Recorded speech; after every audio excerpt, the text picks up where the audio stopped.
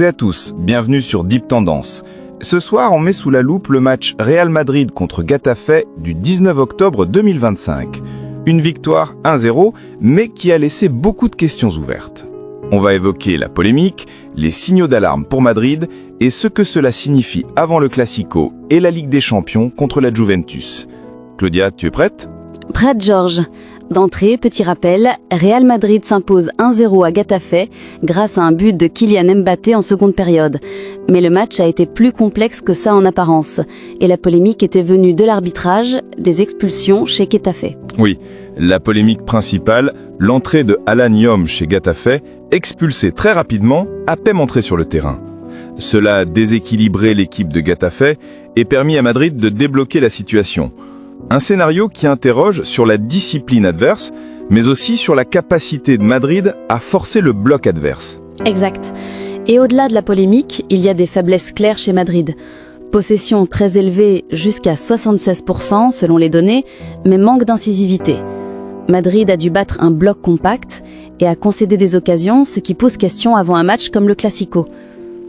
Le coach Xabi Alonso avait déjà prévenu, cette période à venir, Classico et Champions, est un blocus de 6 matchs critiques. Et ça nous amène à la question centrale, est-ce que Real Madrid est prêt pour le Classico et l'affrontement contre la Juventus ? Mon sentiment, oui sur le papier, ils ont l'effectif, le meneur, Mbappé est en forme, mais non sur la forme réelle, il a des fragilités tactiques et de concentration. Oui, Mbappé a encore été décisif, mais Madrid ne peut pas dépendre d'un seul joueur.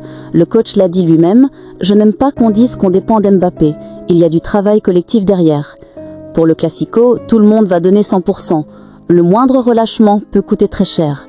Et pour la Juventus en Ligue des Champions, un adversaire tactiquement très solide, Madrid devra corriger certaines choses. Transition défensive, cohérence du pressing, efficacité offensive. Donc, en résumé, victoire précieuse à Getafe, mais avec inquiétude. Attention, faiblesse, manque d'entrée vraiment tranchante, phase de jeu parfois statique, expulsion adverse qui aide un peu. Brin, préparation au Classico et à la Champions, il ne suffit pas de gagner, il faut dominer, contrôler, résister. On vous pose la question à vous maintenant. Selon vous, Madrid va-t-il aborder le Classico avec la confiance nécessaire ou rester avec ses doutes ? Et contre la Juventus, pensez-vous que Madrid peut passer ou va-t-il galérer comme face à Getafe ? Laissez votre avis dans les commentaires. Si vous avez aimé ce débrief, likez et partagez, abonnez-vous à Deep Tendance, activez la cloche pour ne rien rater. Merci à tous, on se retrouve très vite pour un prochain épisode. Good night et à la Madrid!